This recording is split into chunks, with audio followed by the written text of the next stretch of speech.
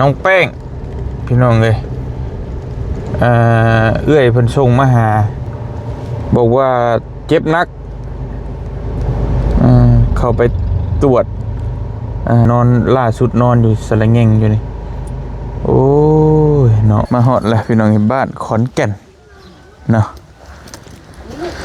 แล้วเอาผัวแล้วเอาได้หลายปีแล้วเอาหลายปีเลยเฮ้ยเอาแกอยู่จักปีนี่12 ปี12 ปีแม่นเป็นได้คือเอาผัวแต่น้อยแท้บ่ฮู้คือกันบ่ฮู้คือกันก็หาถือพาได้5 เดือนไปให้ได้5 เดือนนี่แม่นโอ้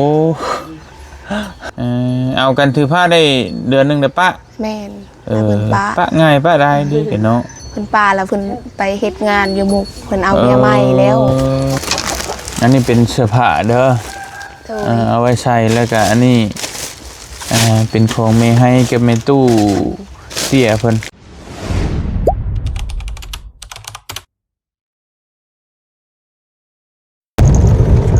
ไปพี่น้องเลยครับเปิดภาพมาอีกแบบนี้ก็อยู่พี่เด้อพี่น้องเด้อเนาะอยู่บ้านขอนแก่นพี่น้องเลยเนาะขึ้นกับเมืองไซบุรีบ่ตัวนี้บ่เตียงกับบ่นี่ใจเนาะแต่ใกล้ๆนี่แหละบ่ไกลจากบ้านบ่เตียงปานใดพี่น้องเลยทักทายสบายดีพ่อแม่พี่น้องเบิดสุขุทุกคนนะพี่น้องเนาะบ่ว่าสิอยู่ในและก็ต่างประเทศก็ยินดีต้อนรับเข้าสู่ช่องบ่เตียงทองชาแนลคือเก่าพอดีมีน้องคนหนึ่งเพิ่นขอความช่วยเหลือมาว่าโอ้ยมาเบิ่งเฮือนชานเฮาในทุกข์ยากหลายว่าซั่นพี่น้องเอ้ยอยู่บ้านขอนแก่นนี่เนาะ เดี๋ยวบ่เตียงเบิ่งก่อนบ้านขอนแก่น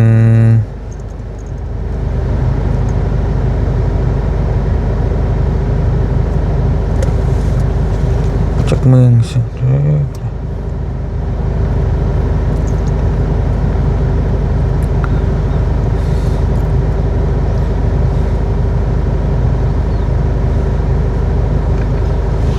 ่มีป้ายเนาะแถวนี้ก็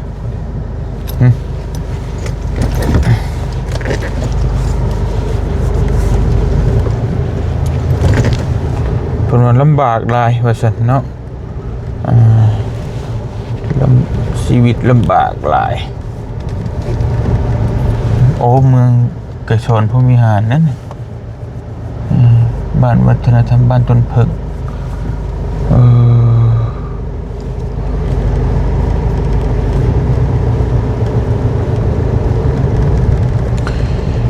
เป็นว่าครอบครัวเพิ่นนั้นลำบากคือว่าอยู่กับแม่แบบพ่อก็บ่มีพ่อเพราะอยู่กับหลานอีกเฮือนซ่านกับผุพังว่าซั่นน่ะบ่เตียงกำลังสิแล่นกลับไปเบิ่งเป็นว่าเป็นแนวใดแต่ว่ามากกว่าหั่นก็บาทนี่น้องแป้งพี่น้องเอ้ยเอื้อยเพิ่นส่งมาหานี่เนาะไปจอดรถก่อนบอกว่าเจ็บนักเข้าไปตรวจหมอบอกว่าช้ำในเพียงนอนล่าสุดนอนอยู่สระแงงอยู่นี่โอ้ยเนาะจังว่าจะได้บาทนี่บ่เตียงหาก็เข้ามานี่มีแต่สิไปเบิ่งน้องเพิ่นนี่แล้วก็สิแล่นน้องเบิ่งน้องเพิ่นก่อนพี่น้องก็เป็นได้บุเนาะช้ำในอยู่ซั่นโอ้ยเมื่อวานนี่บ่เตียงถามอยู่ว่าเจ็บบ่น้องว่าสิพาไปหาหมอเพิ่นว่าบ่เจ็บทั้งบ่โจ้ก็ว่าบ่เป็นหยังละถ้าผ่านมา2-3 มื้อแหละเพราะว่าเราก็เป็นกู้ภัยนะคือเรามีประสบการณ์และบ่เตียงก็เลยบ่ได้พาไปว่ามื้อนี้เพิ่นว่าเจ็บหนักอีแหละเอ้ยมันพาไปหาหมอนอนสระแงงอยู่พี่น้องเอ้ยโอ้ยเนาะไปมีแต่ว่าไปเบิ่งน้องเพิ่นนี่แหละจังแลนต้องไปเบิ่งน้องแป้งเต้าพี่น้องเอ้ยโอ้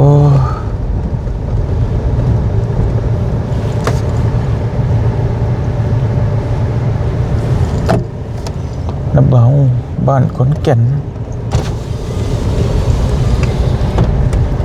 อันขอถามในบ้านขอนแก่นไปทางใดชื่อไปเลยป่ะโอเคขอบใจอยู่ พี่บ้านคนเก็ตบ่เตียงก็บ่เคยมาจักทีพี่น้องเอ้ย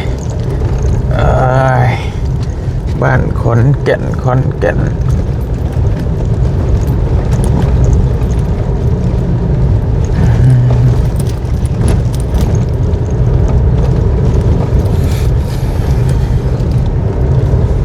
เป็นนครไกรสอนเนาะทางนี้ก็ได้เมืองไกรสอนภูมิหารพี่น้องเลยแขวงสวรรณเขตคือว่ามันทะลุออกคุณได้อยู่แต่บ่เตียงก็บ่ได้ค่อยมาเส้นทางเส้นไปเบิ่งก่อนพี่น้องก็เป็นได้เอามาฮอดเรียบร้อยแล้วพี่น้องไอ้บ้านนี่เนาะป้าโทสบายดีเด้ออยู่น้ำกันบ่เด้อเนี่ยอ๋อเพิ่นมาลิ้นเด็กน้อยอยู่เบิ่งรถใช้รถมาวันนี้ร้านกินบ้านเชียงกับบ้านขอนแก่นเมืองหยังก่อนเมืองไกรสอนนครไกรสอน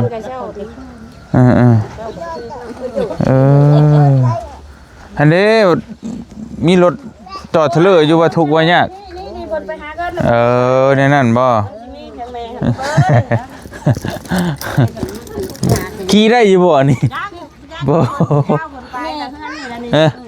กระโบกตามันตนออก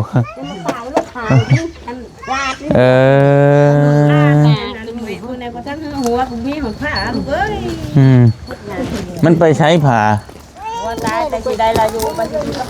ผัวตายบ่ผัวตายปะ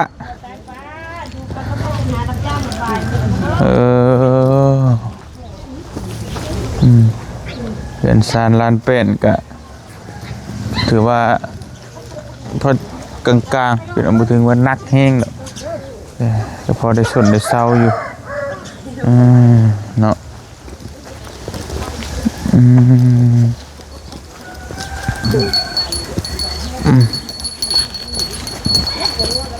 นี่แหละจะเพิ่นอยู่กันจะคนมาฮอดแหละพี่น้องในบ้านขอนแก่นเนาะ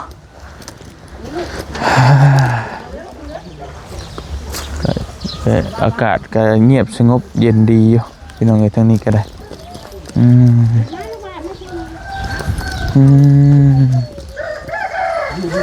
ถอยก็ดูว่าคันคืนของคันใดก็ชมเลยชมได้อยู่สำนีก็ได้ผู้ชายกับหัวทองกำปั้นเลยลูกเอ้ยหัวทองกำปั้นมันติผู้ชายผัวอีนี่น้อย10 กว่าปีโอ้ครอบถูกครอบยากนี่แหละเนาะหัดสิเพิ่งกับเพิ่งกันบ่ได้ขออนุญาตเด้อพี่น้องเอ้ยเอาพี่ก็ได้พี่น้องเอ้ยสบายดีสองสาวสบายดีละสบายดีพี่น้องเอ้ยเนาะเจ้าว่าเป็นคนแคทหาอันนี้ไม่เนี่ยแหละนี่ไม่เนี่ยเสียงค่อยๆโอเคอันนี้น้องบ่หลานลูกเอื้อยหยุดแต่ว่าอยู่น้ำกันบ่แม่นอยู่น้ำกันอันนั้นเจ้าน่ะชื่อหยังก่อนเนาะซื้อทานแม่นซื้อทานแม่นอายุจักปีกะ14ปีแม่นแล้วเอาผัวแล้วเอาได้หลายปีแล้วเอาหลายปีเลยเฮ้ยเอาแต่อายุจักปีนี่บ่เอาแต่อายุจักปี12 ปีแม่นเป็นได้คือเอาผัวแต่น้อยแท้บ่ฮู้คือกันมันนั่นแบบมาหอดเลยเอาใส่มันมาหอดเลยเอาโอ้ยจะก็ว่าคักเกิดมาหอดเลยเอาเลยมันมาใช้มาหอดแต่ผู้บ่าวนะมาหอดแม่นเพิ่นมาแต่ใช้น่ะมาแต่บ้านเพิ่นมาลิ้นมาแต่บ้านใช้มาแต่บ้านโพนเดือมาลิ้นเห็นกันครั้งแรกเอาเลยเซตนำกันแล้วลมกันแล้วแล้วจังมาหากันผัวน่ะอายุจักปี17 ใหญ่กว่าอยู่ใช่ แม่นผัวใหญ่กว่า พี่น้องเอ้ยมีลูกมีเต้านำกันนะบ่ ก็หาถือพาได้หาเดือนปลาย ให้ได้5เรือนนี่ แม่น โอ้เอ้ยโพดโพดอกจักก็ได้บัดนี้ผัวจะไปใช้ ไปก้นมันเหลือตะปือ ไปกลมัน แม่นไปหาเงินมาได้ลูก ไปจะหึงแหละ หาก็ได้6-7 มื้อไปพร้อมนี้ แต่เจ้าอยู่กับหลานนี้ แม่นอยู่กับหลานกับแม่กับเอื้อยผู้หนึง ใช้เมย์เพิ่น แม่ก็ผู้นั่งอยู่หั่น บ่นะเมย์ของหลานน่ะ แม่ของหลานนั้น เมื่อต้นเพิ่ง เมื่อต้นเพิ่ง บ่ได้อยู่นำ มันเมื่อน้ำผัว มื้อน้ำผัวคือบ่ลูกมื้อนำใช่ เพิ่นออกมาลิ้นเพิ่นพักโรงเรียนแล้วเพิ่นมาได้4-5 มื้อ อ๋อโอเคจะชื่อหยังอีนาง ชื่อสมจิต สมจิตอายุจักปีกันน่ะ 10 ปี เข้าโรงเรียนอยู่บ่เข้าปอหยังมอหยังแหละ ป .4 ปอชี่โดยได้เด้อ ดู ไปดาวเว้าเด้อจะบอกกับครูเว้าได้ได โดย โอเคกันนะแบบนั้นแหละเห็นว่าโดยนักเรียนพี่น้องเอ้ยบัดนี้นั่นเจ้าอยู่กันจักคนในเรือนเจ้า อยู่หาคน เจ้ามีไผนี่ มีผัวแล้วก็เฮาแล้วก็แม่หลานเอื้อย พ่อเด้ พ่อเสีย พ่อเสียแหละ พ่อเสียแต่ยังน้อย แต่ยังน้อยพวกโอ้ก็ได้อยู่กับแม่นี่ติ แม่น ให้หน้าตาตมก็มีบ่ให้หน้า บ่ ตะ มี กะบ่มี แม่น แล้วเขาเอาน้ำมาใช้กินได้บัด รับจ้าง รับ จ้างน้ำหมูจ้างแล้วไปรับจ้างเอาเขา รับจ้างเกี่ยวข้าวดำหน้าน้ำเขาหั่น แม่น เพิ่นให้คือได้จักซอบปีหนึงอะ 2 มื้อต่อสอบหนึ่ง3 แสนเอาเงินมาซื้อนมให้หลานแน่นมหลานเบิดก็เอาเงินมื้อใดมีนมก็เอาข้าวมากิน บัดพ่อเพิ่นได้ใส่หลานนี่บ่ได้หาเงินบ่ เพิ่นปาแต่ถือพาได้เดือนหนึง อ้าว เพิ่นปาแล้วเพิ่นไปเพิ่นปาเพิ่นตีทุกข์ตียาก เพิ่นบ่อยู่น้ำบ่มีเงินให้เพิ่นอยู่ ผัวเพิ่นบ้านใดน่ะ บ้านสมปอย บ้านสมปอย แม่น เอากันถือผ้าได้เดือนหนึงเด้อปะ แม่นแล้วเพิ่นปา ปะง่ายปะได้ดีกันเนาะ เพิ่นปาแล้วเพิ่นไปเฮ็ดงานอยู่มุกเพิ่นเอาเมียใหม่แล้ว ท่านได้แต่งงานกันซั่นบ่ แต่งแล้ว โอ้ ขอแล้ว แต่งกันคักแน่ แล้วได้อยู่แล้วถือพาแล้วเพิ่นปาแล้วเพิ่นปาไปเอาเมียใหม่ สร้างว่าแท้ เพิ่นตีทุกข์ตียาก ถูกยากก็ว่าเห็นอยู่ก่อนสิเอาเพิ่นบ่ได้มาเฮือนบ่ซั่น เพิ่นมาตะกี้เพิ่นบ่มักแล้วเพิ่นเอาได้เบิดบัดนี้เพิ่นเบื่อเพิ่นเบื่อแล้วเพิ่นย่า โอ้คักบ่นี่ตอนเพิ่นมักได้บ่ติหยัง แม่นบ่ติ บ่ หยั ทุก ง ยากก็เอาได้เบิด เอาได้เบิด บัดพอเบื่อแล้วก็มีแต่แนวติบ่นี่ แม่นติเบิดทุกอย่าง โอ้ในนั้นเนาะอยู่นำกันเฮิงบ่จักปีเพิ่นอยู่นำกัน 2 ปีสิเข้า3 ปีพุ่นแล้วเอากันก็ ได้ถือเมียถือผ้าได้เดือนหนึงเนี่ยไปเลย แม่น แล้วก็เมียก็เลี้ยงลูกผู้เดียวแล้วเนี่ยเนาะ เลี้ยงผู้เดียว มีแต่น้องแล้วเลี้ยงซอยบ่ แม่นน้องเลี้ยงซอย ห หารับจ้างซื้อนมให้ตัดอ้อยเกี่ยวข้าว ก็ไปได้บ่ถือผ้าไปนี่ก็ บ่ ไป ได้ไปเดี๋ยวนี้แม่เพิ่นไปได้เอาหลาน แม่ แม่กับแม่เพิ่นไปเพิ่นไปตัดอ้อย เอาลานพวกนั้นก็ลูกเราอีกบ่หรือว่าลูกไป ผู้นี้ผู้น้อยนี้ผู้น้อยนี่ลูกเราลูกอันผู้เอื้อยแล้วเพิ่นไปตัดอ้อยเลยเฮาเอาอยู่เฮือน ตัดอ้อยรับจ้างได้มัดเท่าไรตอนนี้เป็นให้มัดเท่าไร มัด1,200ไปตัดอยู่ใช่ หลัก6ทางบัดดงพุงทางแกงกระเบาลางเทือก็ไปบ้านแกงเฮ็ดแถวแกงเฮ็ด ไปในมีรถมีล่างไปจะบ่คือบ่ ร เห็ ถ น น้ำบานเพิ่นแก่ไป เพิ่นมาหับไป แม่นเพิ่นมารับไปตอนแรงแล้วเพิ่นมาส่ง ทั้งครอบครัวน้องน่ะบ่ได้มีหยังบ่ บ่ บัดดินดอนนั่นนี่จะดินดอนอยู่น้ำ ดินโดนนี่ก็ดินโดนเพิ่น ดินดอน ดินโดนพ่อเฒ่าแบบเพิ่นปันให้ลูกเพิ่นเบิดคู่คนดินโดนพ่อของแม่ แต่ว่าเพิ่นแบ่งให้แล้วแต่ว่า แม่นเพิ่นแบ่งแล้วเพิ่นแบ่งเบิดแล้ว ก็มีดินมีหยังเจืออยู่เนาะ แต่บ่มีเงินแม่นบ่มีหยังจักอย่าง บ่มีเงินเฮ็ดมันเงินสร้างว่าไงเพิ่นแบ่งดินให้แล้ว ม่บ่มีเงินสร้างเพิ่นแบ่งให้แล้ว แต่ว่าให้หน้าน่ะบ่มี บ่มี บ่ได้หารับจ้างกินบัดนี้เนาะ แม่นเขาก็รับจ้างกินน้ำมูรับจ้างเอาน้ำมู เบิดละเพิ่นสีให้ได้มือละ2 มื้อต่อสอบ4 มื้อได้2สอบไป บัดนี้คือน้องเลือดร้อนนี่แบบว่าโทรหาอ้ายแบบว่าต้องการความช่วยเหลือแบบใดเช่น แบบหลักๆมันก็ห้องน้ำกับเฮือนอยู่ก็บ่มีห้องน้ำก็บ่มีเวลาเจ็บท้องเจ็บหยังก็ได้ไปป่าพุ่นล่ะ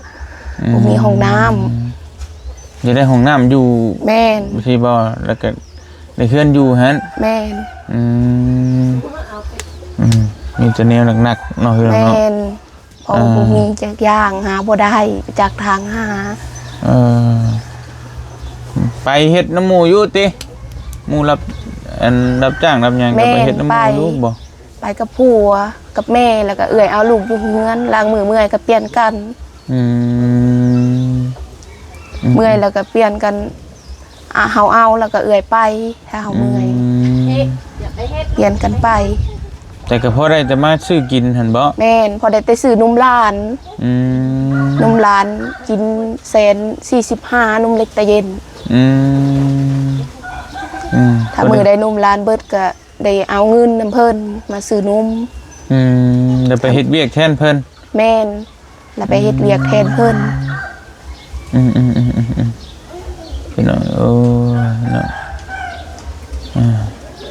ไปรับจ้างเฒ่าโหดโมงหมู่พาเลิกจังได้มานั่นแหละห่อข้าวไปกินเองบ่ แม่นถือข้าวแนวกินน้ำเพิ่นถือเอาแต่ข้าวแนวกินเพิ่นเลี้ยงถ้าว่าไปตัดอ้อยนั่นได้ซื้อเองซื้อทั้งแนวกินทั้งข้าวบัดลานนี่บ่ได้เข้าโรงเรียนบ่ซะมันเพิ่นหยุดหลายๆมื้อแล้วเพิ่นหยุดหยังล่ะก็ให้เพิ่นพัก เพิ่นพักให้เพิ่นพักเสียงพักเฮียนนึงเสียงพักเฮียนนึงพักพี่น้องเอ้ยเพิ่นหยุดหลายมื้อเข้าอยู่ไสล่ะเขาต้นเพิ่งบ้านตะเพิงแม่เจ้าเราไปเอาผัวอยู่พุ่นบ่แม่นเมื่อเอาผัวอยู่พุ่นเมื่อเอาแล้วคันเวลาพักแล้วออกมานอนนำแม่เฒ่าออกมาลิ้นอันนี้แต่เฮือนพ่อเฮือนแม่เจ้าพุ่นแม่นเพิ่นกบเพิ่นเข้าแต่พอสร้างให้พุ่นนี่แต่ก็หาอยู่จนบ่ได้บ่แม่นหาอยู่แต่มันบ่ได้พอได้แต่กินเนาะแม่นพอได้แต่ซื้อนมกินกับซื้อปลาแดกแป้งนัวซื้อนมให้หลานเป็นอย่างนี้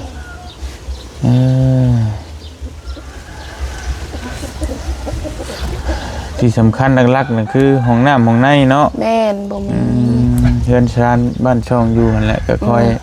ว่ากันไปพี่น้องเอ้ย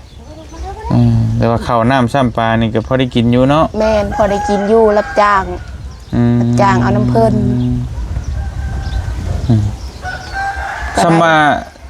คือน้องบ่เอาผัวนี่ก็บ่มีผู้ชายในเฮือนเนาะแม่นบ่มีผู้มีแต่ลูกผู้หญิงเบิด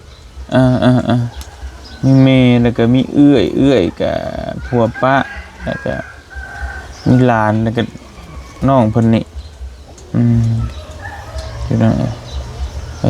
อายุเอาผัวตั้งแต่อายุ12 ปีแม่นบ่มีคนพาเฮ็ดแบบเป็นผากเป็นหยังก็ถ้าบ่มีผู้ชายก็ได้จ้างหมู่ซับให้ถ้ามันหักมันเพก็บัดนี้ผู้ที่น้องเอาผัวแล้วก็ผัวเฮ็ดผัวซับใส่จำเป็นเนาะแม่นจำเป็นนี่นะไม่กระพากนะพี่น้องคือความหมายน้องคุณว่าถ้ามีผู้ชายก็ต้องได้จ้างเขามาเฮ็ดให้มองอยู่เฮือนอยู่ในอันนี้ผัวเอาผัวกับผัวเฮ็ดพาเฮ็ดเนาะแม่นผัวพาเฮ็ดถ้าสั่นกระบุหูอยู่บ่ว่าตัวเองยังน้อยตอนนั้นก็เอ้าหูอยู่โอ้หูแล้วมันมาหอดล่ะมันมาแม่นมันมาหอดแล้วมันไม่เอาจำเป็นใส่เนียนมาหอดอะไรติแม่น เพิ่นมาแต่พุ่นแล้วอยู่นํเลย แม่นเพิ่นมา แต่งงานกันเรียบร้อยแล้วบ่ ขอไว้ซื่อๆบ่มีเงิน ยังบ่มีเงินแต่งทั้งเพิ่นก็บ่มีใช่บ่ แม่นทางเพิ่นก็บ่มี อืม ทางพี่ก็บ่มีแต่ทางบ่มีหั้นนะ หากินไปนั่นนี่ล่ะ ก็ได้ขอไว้ซื่อเนาะ แม่นขอไว้ซื่อ พี่น้องเอ้ยเอาสิมีแต่ว่ายังบ่เตียงก็โอ้จักสิว่าจังได๋พี่น้องเอ้ยเนาะสำหรับเคสนี่ก็ก็หนักหลายอย่างอยู่เพราะว่ามีแต่ผู้หญิงให้หน้าตาตุ่มก็บ่มีเนาะ แม่น จักทั้งเฮ็ดทั้งหาจักสิไปหาแบบใดจังใดเฮือนก็ไม่กระพะสิแลพี่น้องเอ้ยพอได้อยู่ได้สนได้เศร้า มันเขาเรียวมันกระโดกมันก็น่ายแล้วก็ได้เปลี่ยนเลยภาค ตัดไม้ใช่ไหมพระบ้านอยู่นี่บ่ แม่นตัดไม้ไผบ้าน ยังดีจะมีไม้พระบ้านเป็นของเจ้าขอ แม่ ง น บัดให้หน้านะมื้อนี้เลยให้หน้าไผนี่ใกล้ๆ ให้นาเพิ่นให้นาเขาเจ้าอยู่ในบ้าน พี่น้องเอ้ยก็เลยจะมีห้องน้ำห้องในเขาเนาะ แม่น บัดคลอดลูกคลอดเต้าสิบ่ แม่น คลอดลูกคลอดเต้าแล้วมันลำบาก มันยากมันลำบาก ไปคลอดอยู่ใช้ยกตัวอย่างมันไปได้อยู่ใช่ห้องหมอบ่ ของหมอเมืองของหมอกลุ่มของหมอใหญ่สินุง เข้าไปซิโนพุ่น แม่น ออกไปพี่บ่ใกล้บ่ไปทางสวรรค์หรือว่าไกลกว่า ทางนี้ไกลกว่าทางนี้ไกลทางสินุงไกล พี่น้องเอ้ยไปฮอดจักหมู่บ้านสิเข้าฮอดบ่ ไปแล้วก็สิมีบ้านด่วนๆบ้านเขากาดแล้วก็ดงบังนั่นน้องโกมแล้วก็ลงไปสวรรค์เลย จะมันไกลๆลงไปพี่เนาะ แม่นไปพี่กับไก่อยู่ โอเคพี่น้องเอ้ยกินข้าวกินน้ำแล้วบ่มัน กินแล้ว ได้หยังกินมัน มื้อนี้กินกับปลานะสาวแบ่งให้เพิ่นต้มปลาแล้วเพิ่นแบ่งให้ โอเคแต่เดี๋ยวอันสิเอาของมาฝากก่อนจังเล็กจังน้อยถุงยังชีพเฮานั่นแหละด้านหลังรถกับถุงอันนั้นน่ะมาให้นี่กับถุงเสื้อผ้าในกระสอบโอเคมาครับเอาน้องโอเคเอาแต่ส่งนี่ก็ได้โอเคอันนี้เป็นเสื้อผ้าเด้อ โดย เอาไว้ใส่แล้วก็อันนี้เป็นของเมให้กับเมตู้เตี้ยเพิ่นมีปลากระป๋องมีนมมีเครื่องครัวแหละมีอันเป็นหนกเป็นงัวอย่างหลายๆอย่างน้ำปูน้ำปลา โดย มีแต่ซอยบรรเทาทุกข์ก่อนเอาไว้กินก่อนเนาะแต่ว่าเรื่องใหญ่ๆหั่นกันเดี๋ยวถ้ามีผู้ใหญ่ช่วยหรือว่าจังใดเพิ่นดูสงสารก็เดี๋ยวอ้ายสิมาหาเจ้าไม้ โดย เดี๋ยวเอานี่ช่วยเรื่องกินเรื่องยาก่อนเด้อ โดย ฝากน้องนบมือแล้วก็ขอบมุกขอบใจผู้ใหญ่ใจะบุญเพิ่นให้เพิ่นฝากมาช่วยเจ้า ใจละ ลง ลา มื ย อลูก เด้อ อวยพรให้เพิ่นได้ให้เพิ่นอยู่ดี ขอ มี ให้ แฮ อยู่ ง ดีไม่แห้งความ เด้อ เจ็บบ่ให้ได้ความไข้บ่ให้มีใจละลายที่ฝากมาให้พวกลูกกินพวกน้องกิน โดย มุก เอา ข ไว้ อบใจละลาย เอาไว้สู่หลานกินเด้อ แม่ สู่หลานสู่แม่กิน โดย เดี๋ยวมื้อหน้าทั้งอ้ายสิมาเยี่ยมใหม่เด้อ โดย แต่มีอะไรข่าวจังใดก็สิมาแจ้งเพิ่มเติม โดย พี่น้องเอ้ยเนาะไปมีแต่อ้ายกลับก่อนเด้อมื้อนี้เด้อ โดย สบายดีแล้วน้องเด้อสบายดีลูกป้าบัดนี้กลับก่อนเอาไม้มาให้อ้ายแน่คอยระมัดระวังเด้อคลอดลูกแม่หัวเช้าซับพี่น้องนี่เนาะจะคิดเป็นได้แล้วโอ้ยไปเอาเก็บไว้เด้อไปสู่กัน ใจ กิน ละลาย โดยไปปะเตียงกับคอตัวเดินทางกลับก่อนพี่น้องเลยพอดีทางน้องเพิ่นกะโดยก็นี่แหละครอบครัวก็บ่สมบูรณ์ปานใดเอาผัวจะน้อยแล้วก็ทางอันเอื้อยกับผัวปะแม่กับผัวตายนะ ก็ลำบากอยู่ บ้านคนนี้เลยลูกเอ้ย ไปมีแต่ว่าบ่เตียงสิมาเบิ่งใหม่มื้อหน้ามื้อในเพิ่นละก็พี่น้องเอ้ยแล้วแต่พี่น้องที่เห็นสมมาพาควรช่วยเหลือเป็นแบบใดก็แล้วแต่น้ำจิตน้ำใจเนาะเพิ่นอยู่บ้านขอนแก่นนครกระชอนพระวิหารแขวงสะวรรณเขตนะพี่น้องเนาะไปบ่เตียงขอตัวเดินทางลงไปเบิ่งน้องแป้งก่อนเป็นห่วงเพิ่นยันจะเป็นอะไรเจ็บป่วยอยู่นั่นก็ได้เนาะป่วยกระทันหันพี่น้องเอ้ยเป็นช้ำในว่าซั่นไปดูดีมีแฮงขอตัวเดินทางก่อนสบายดีเด้อพี่น้องเอ้ยบ๊ายบายไป